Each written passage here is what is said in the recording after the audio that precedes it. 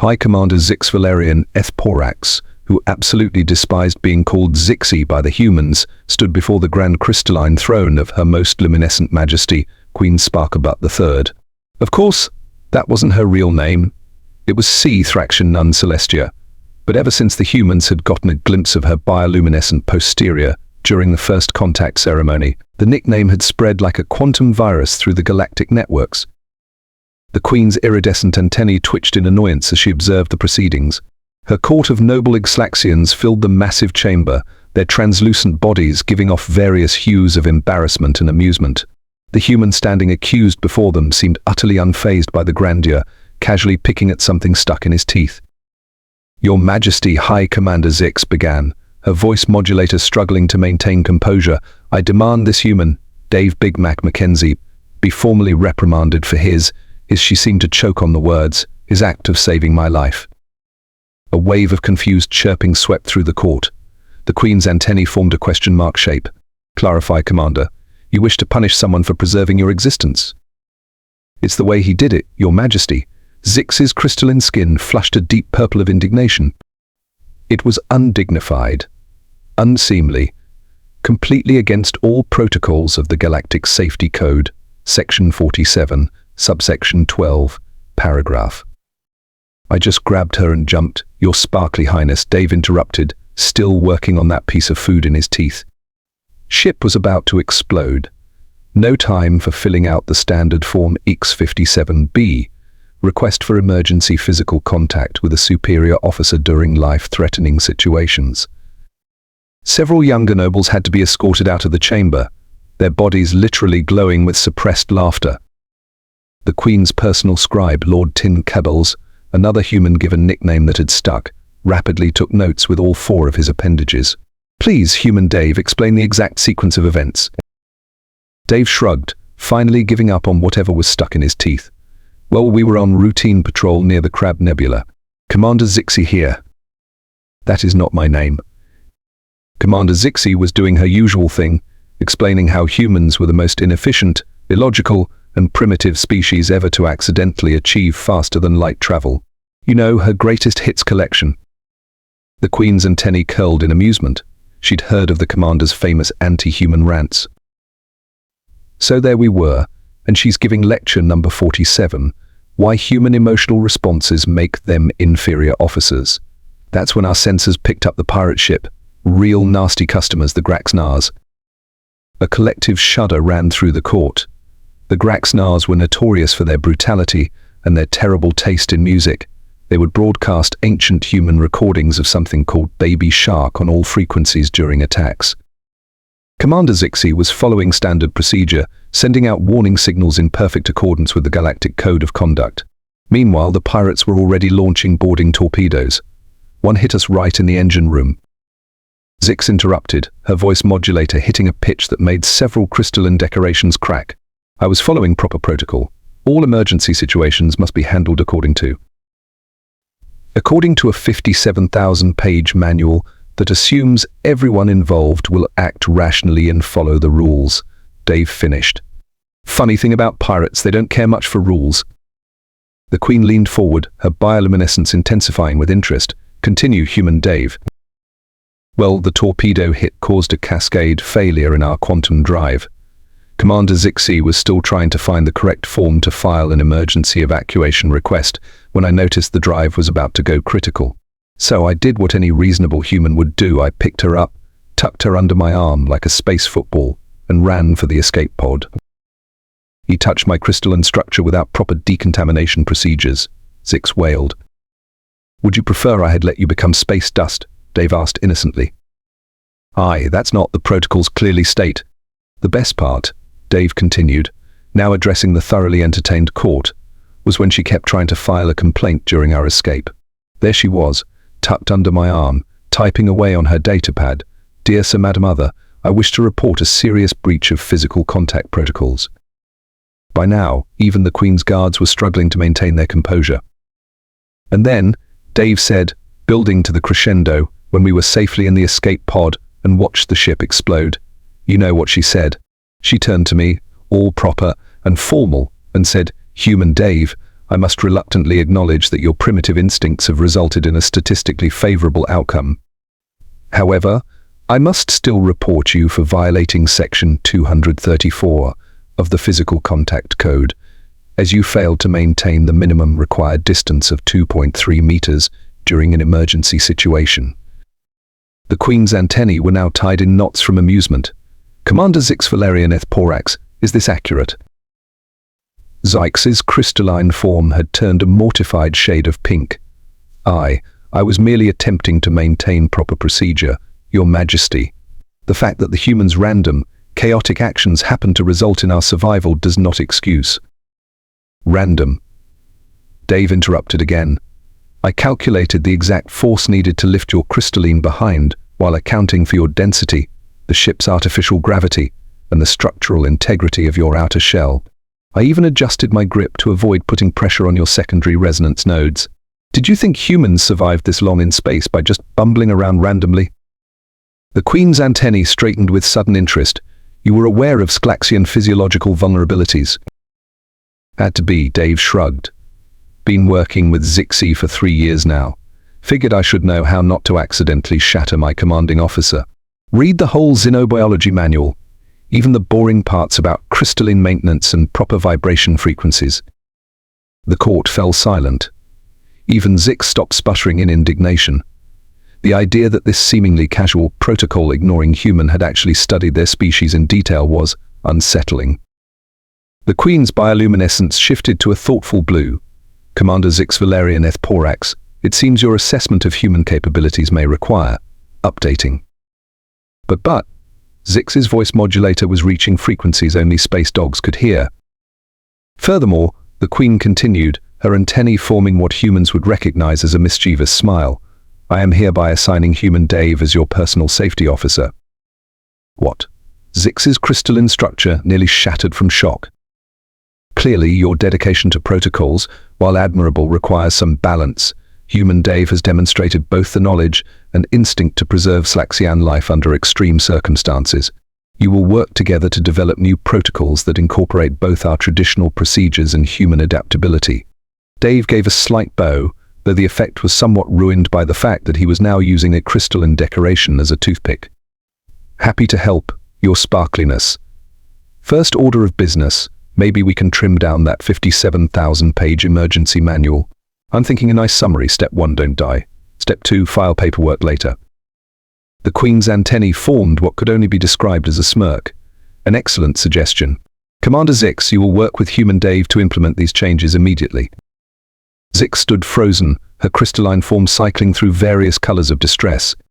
But what about Section 47? What about the proper forms? What about we grab lunch first? Dave suggested. I heard the palace cafeteria is serving those resonating crystals you like. You know, the ones that harmonize with your upper matrix. I noticed you vibrate at a slightly higher frequency when you eat them. You noticed my dining preferences? Zix asked, momentarily forgetting her outrage. Sure. Same way I noticed you secretly laugh at human jokes when you think no one's watching. Your secondary crystalline lattice gets this tiny sparkle in the upper right quadrant. The court erupted in delighted trills as Zix's entire form turned a brilliant shade of embarrassed pink. The Queen's antennae curled with satisfaction. Perhaps these humans were exactly what her too rigid species needed. As Dave led a still sputtering Zix toward the cafeteria, he could be heard saying, You know, Zixi, for someone made of crystal, you're really not that transparent. The Queen watched them go, her bioluminescence pulsing with amusement. She turned to Lord Tin Klebbles and said, Make a note. Begin preparations for updating our emergency protocols. And perhaps start a betting pool on how long it will take our dear commander to realize she's developing emotional resonance with her human subordinate. Already done, Your Majesty, Tin Klebbles replied, his natural crystalline glow taking on a distinctly amused hue. The palace staff is giving it 2 solar cycles. The human embassy is betting on 3. And Commander Zix's own department, they're saying it already happened during the rescue. She just hasn't processed the paperwork yet.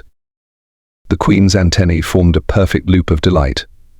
Sometimes the best diplomatic relations started with a simple act of saving someone's life. Proper protocols be damned. And somewhere in the palace cafeteria, a human was teaching a crystalline alien officer how to eat resonating crystals, while making terrible puns about breaking the ice, while said officer pretended not to find it amusing, even as her upper right quadrant betrayed her with its telltale sparkle. Dave led the still flustered Commander Zix through the bustling palace cafeteria, dodging servers zipping around with trays of crystalline delicacies. Sykes's antennae twitched with growing unease as she noticed the many curious stares from the other Zlaxian diners. "Relax, Zixie," Dave said casually, using the hated nickname just to get a reaction. "You're acting like you've never been to the palace caf before." "I have not," Zix replied stiffly, "as I am usually far too busy overseeing critical operations to indulge in such frivolous activities." "Ah, I see. So you've never tried the resonating crystals, huh?" Dave grinned, grabbing a tray and piling it high with the gleaming, translucent minerals. Sykes eyed the tray with a mix of longing and suspicion. "I am not certain that would be appropriate, given the circumstances." "What circumstances?" Dave asked innocently, already making his way to an unoccupied table. "You're off duty, your ship just got blown up, and the Queen herself ordered you to take a break. I'd say now is the perfect time to try something new." Reluctantly, Zix followed, her crystalline form still flushed with embarrassment. As they sat down, she noticed several Xlaxians at nearby tables quickly avert their gazes, their bodies shifting in a way that suggested muffled laughter. "They're staring at me," she hissed, her voice modulator crackling. "Of course they are," Dave replied cheerfully, popping a resonating crystal into his mouth. "You're the talk of the palace. Imagine the mighty Commander Zix, terror of the Galactic safety codes, being carried to safety like a baby crystal dragon." Zix made a sound that was halfway between a squawk and a rattle. "I will not be the subject of such mockery." Dave shrugged, his mouth full of humming minerals. Might as well get used to it. Queen's orders, remember. You and me, partners in crime. Better work on that people skills thing." Zix stared at him, her antennae frozen in a mix of horror and fascination as she watched him chew the resonating crystals. How are you able to consume those without experiencing disruptive resonance in your biological matrix?" Dave looked up, crystal crumbs still clinging to his lips. "Oh right, guess you've never seen a human eat Xlaxian food before. We're a pretty adaptable species. Our digestive system can handle a wide range of exotic compounds without too much trouble." Zykes's antennae shifted slightly, the tips curling inward with curiosity. "Fascinating. I was not aware your primitive biological structures possessed such versatility." Dave grinned. "Hey, don't sell us humans short. We may not be as elegant as you crystal folks, but we've got our own tricks. Here, try one." Before Zix could protest, he had plucked a gleaming crystal from the tray and held it out to her. She eyed it warily, then glanced around the cafeteria once more at the not-so-discreet stares of the other Xlaxians. "I suppose," she said slowly, reaching out a delicate, faceted hand to take the offering, "if it is the Queen's wish for me to indulge." Carefully she brought the crystal to her mouth, her antennae twitching as she felt the familiar resonance begin to hum through her crystalline structure. Dave watched intently as her expression shifted from cautious to one of undisguised delight. "The harmonics," Zix murmured, "they're perfectly synchronized with my upper matrix." "Told you," Dave said with a grin. "Took me a while to figure out the right combo, but once I did, I make sure to stock up whenever we're planet-side. Figured you could use the pick-me-up after that whole getting blown up incident." Zix's antennae curled in a gesture that, for an Zlaxian, was the equivalent of a human's sheepish smile. "I appreciate the consideration, human Dave, though I must remind you that proper fraternization protocols—" Yeah, I know," Dave interrupted, waving a hand dismissively. "No touching, no unauthorized familiarity, blah blah blah. Don't worry, Zixie, I'll make sure to keep my human cooties to myself." Sykes's antennae twitched in annoyance at the nickname, but she found herself unable to muster the usual indignation. Instead, she simply sighed and reached for another crystal, savoring the soothing resonance as it spread through her form. Perhaps, she thought, this new partnership with the human might not be as unbearable as she had feared. After all, he had proven his ability to adapt and innovate in a crisis, and these resonating crystals were truly delectable. As they continued their lunch in relative silence, Zix couldn't help but notice the approving glances from the other Xlaxians in the cafeteria. Clearly, her willingness to indulge in this human frivolity was being viewed as a sign of progress. She straightened her posture slightly, antennae held high. Yes, she decided she could endure this Dave if it meant proving her adaptability and earning the respect of her peers. Besides, a small, traitorous part of her mind admitted his company was not entirely unpleasant. Little did she know that across the palace, the Queen and Lord Tin Kebels were already settling bets on how long it would take for the stoic commander to admit she was enjoying herself. The days that followed were interesting, to say the least. As per the Queen's decree, Zix and Dave were now officially partnered as safety and adaptability specialists. Zix had spent the first few cycles stubbornly insisting on referring to it as the Physical Contact and Improper Procedure Mitigation Program, but even she had to admit the shorter title had a certain ring to it.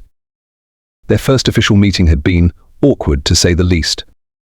"All right, Zixie, let's get started," Dave had said, settling into the conference room chair with a casual familiarity that made Zix's antennae twitch. "First order of business, that 57,000-page emergency manual. I've got some ideas on how we can streamline it." Zix had stared at him, her crystalline form radiating disapproval. Streamline. The Galactic Safety Code is a comprehensive document designed to account for every possible contingency. I will not have you simply streamlining it to suit your human sensibilities. Sure, I get that," Dave had replied airily. "But how about we start with the stuff that's actually, useful? Like I don't know steps to take when your ship is about to explode, or how to properly evacuate civilians. Stuff that doesn't require filing 20 forms just to open an airlock." Zix had opened her mouth to protest, then abruptly snapped it shut as she realized the human had a point. Perhaps a slight refinement of the protocols would not be entirely without merit. And so, grudgingly at first, the two of them had set to work, Dave offering his unique human perspective, while Zix provided the rigid Slaxian adherence to proper procedure. It was slow going, to say the least, but slowly Zix found herself becoming more receptive to the human's ideas. "Okay, so for emergency medical triage, we've got the basic stop the bleeding, stabilize the patient steps," Dave had said during one meeting. "But what about specific treatment for Slaxian crystal-based lifeforms? How do we account for resonance disruption and matrix destabilization?" Zix's antennae had straightened in surprise. "I had not considered that. Our standard protocols assume all crew members as Slaxian. To integrate appropriate procedures for other species would require..." "Yep, a whole new section." Dave had finished with a nod. "But think about it, Zixie. If we get boarded by some nasty alien pirates again, wouldn't it be good to know how to keep your crystalline structure from shattering?" Zix had found herself nodding in reluctant agreement. "You make a fair point, human Dave. Very well, let us add a chapter on xenomedical procedures to the revised safety protocols." And so the work had continued, with Dave's boundless creativity and Zix's attention to detail slowly molding the unwieldy manual into something more streamlined and effective. It was an interesting partnership, to say the least. But then came the day when their newfound cooperation would truly be put to the test. It started, as so many disastrous events did, with a distress call. Zix and Dave had been in the middle of a heated debate over the proper formatting of emergency checklists when the alert blared through the communications hub. Unidentified vessel in the Crab Nebula reporting critical systems failure, the operator droid announced, requesting immediate assistance. Zix was already moving, her antennae snapping to attention. "Dispatch the nearest available unit. Relay the coordinates and situation report." "Begging your pardon, Commander," the droid replied hesitantly, "but the nearest available unit is your own vessel." Zix froze, her crystalline form suddenly flushed with a mix of alarm and annoyance. "What? But my ship was destroyed." "Negative, Commander," the droid said. "Your replacement vessel was completed 2 cycles ago and has been assigned to you and your safety partner." Dave, who had been quietly observing the exchange, straightened in his seat. "Well, what are we waiting for? Let's go save some lives." Zix turned to him, her antennae quivering with apprehension. "Human Dave, I must remind you that my ship is not equipped for unorthodox procedures or..." She paused, her voice modulator flickering with reluctance. "Or improvisation."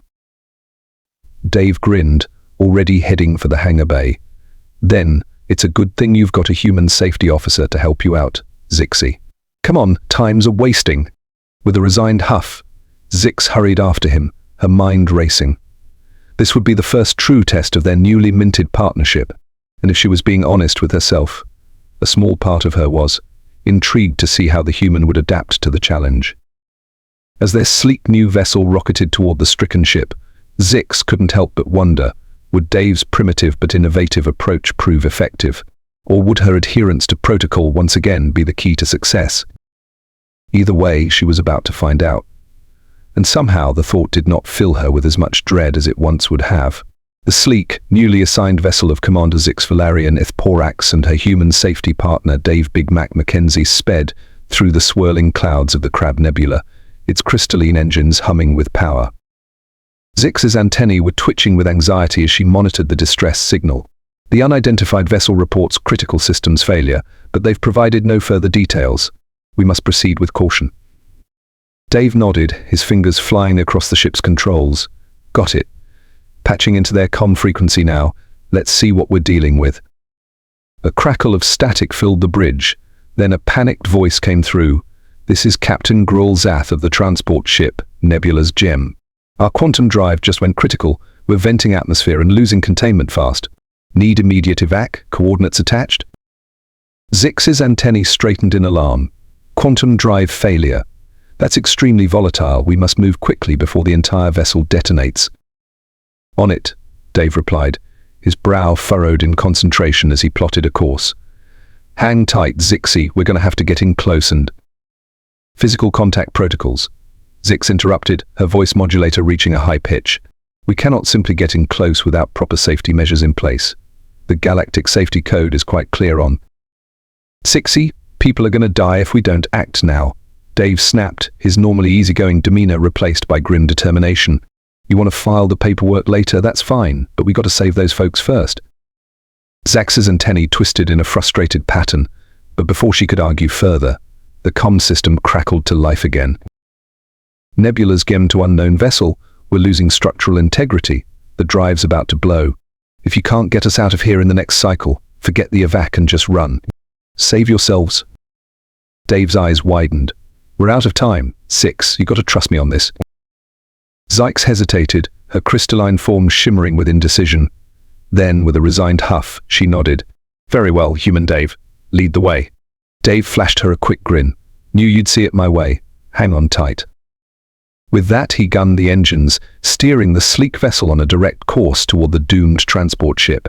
Zix braced herself, her antennae flat against her head as they approached the rapidly disintegrating vessel.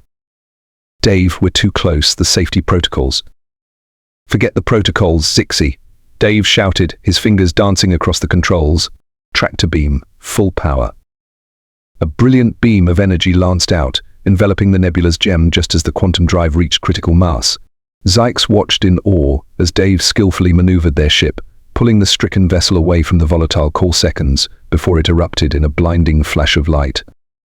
The shockwave buffeted their ship, but Dave's piloting kept them steady. As the debris cloud cleared, Zix's antennae perked up at the sight of the Nebula's Gem, its hull battered but intact, safely tethered to their vessel.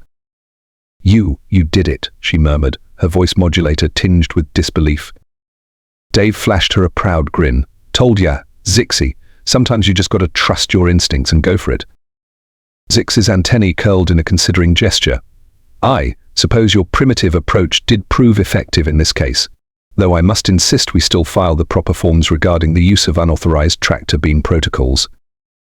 Dave chuckled. Yeah, whatever you say, Commander. For now, let's just focus on getting these folks to safety, huh?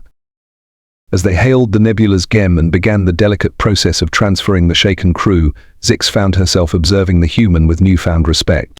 His quick thinking and bold actions had undoubtedly saved lives, a fact that, try as she might, she could not ignore. Perhaps, she mused, there was more to these humans than she had previously believed. And perhaps, just perhaps, this partnership with Dave might not be as burdensome as she had once feared. Of course, she still fully intended to ensure he filed all the proper paperwork, but maybe she would allow him to use the streamlined version they had been working on. As the last of the Nebula's Gem's crew was safely aboard, Zix turned to Dave, her antennae held high with a hint of grudging admiration. Well done, human Dave. It would seem your unorthodox methods have proven effective.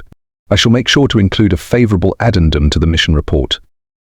Dave grinned, already heading for the bridge. Oh, shucks, Zixie, you're making me blush. Come on, let's get these folks home. I'll even let you file the forms this time. Zix's antennae twitched in amusement as she followed him, her crystalline form radiating a faint, renewed glow. Yes, she thought, this partnership just might work out after all. Little did they know, back in the palace, the Queen's antennae were practically vibrating with delight. Lord Tin Kebbles had already collected a considerable sum from the betting pool, and the palace staff was eagerly anticipating the next exciting installment of the Zixi and Dave show. It seemed the days of the stoic, protocol-obsessed Commander Zix were coming to an end, and the rise of a new, more adaptable and perhaps even slightly fun version of herself was just beginning. In the weeks that followed the harrowing rescue of the Nebula's gem, Commander Zix Valerian Ithporax found herself re-evaluating many of her long-held beliefs about humans. Gone was the dismissive, protocol-obsessed officer who had once mocked their primitive ways. In her place was a Zix who was slowly, albeit reluctantly, coming to appreciate the adaptability and innovative spirit of her human partner, Dave Big Mac Mackenzie. Their revised emergency protocols had proven invaluable time and again, allowing them to respond quickly and effectively to a series of increasingly complex crises, whether it was a malfunctioning life support system, a hijacked supply transport, or a rogue asteroid hurtling toward a civilian colony. Zix and Dave had faced each challenge with a combination of Zix's rigid adherence to procedure and Dave's creative problem-solving. And through it all, Zix had been forced to acknowledge the role Dave's primitive instincts and unorthodox methods had played in their successes. Time and again, his ability to think outside the rigid confines of the Galactic safety code had saved the day, and more importantly, saved lives. "You know, Zixi," Dave said one day as they reviewed the latest incident report, "I'm starting to think you're actually enjoying this whole partnership thing." Zix's antennae twitched slightly, a telltale sign of her discomfort.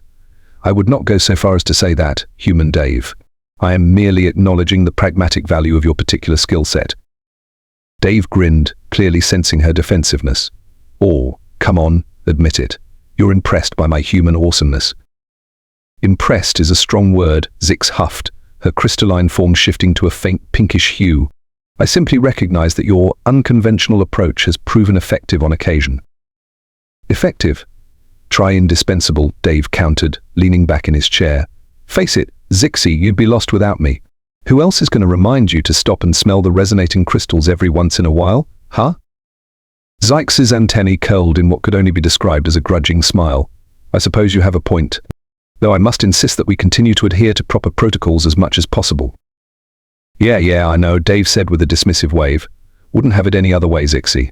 Now, what do you say we grab some of those fancy crystals from the palace cafeteria and celebrate another successful mission?" As they made their way through the bustling Zlaxian capital, Zix found her gaze drawn to the human walking beside her. Once, she had viewed him as an annoying, illogical distraction, a necessary evil forced upon her by the Queen's decree, but now she saw him in a new light. Dave was unexpected, unpredictable, and infuriatingly often right. His willingness to challenge the status quo and think creatively had time and again proven invaluable to their work. And beneath his easygoing facade, Zix had glimpsed a keen intellect and a deep compassion that she had not anticipated.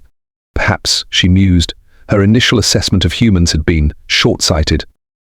Their peaceful stroll was suddenly shattered by the wail of an emergency siren. Zix's antennae snapped to attention as a frantic droid rushed toward them.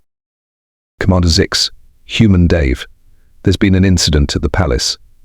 The Queen's life is in danger." Zix's crystalline form froze, a spike of alarm coursing through her. "What?" "Explain immediately." The droid's voice modulator was trembling. "An unidentified vessel has breached the palace defenses and taken the Queen hostage. All available units have been dispatched, but they're requesting your immediate assistance." Dave's expression hardened, all traces of levity vanishing. "Then what are we waiting for? Let's go." Without another word, the two of them broke into a sprint, racing toward the palace.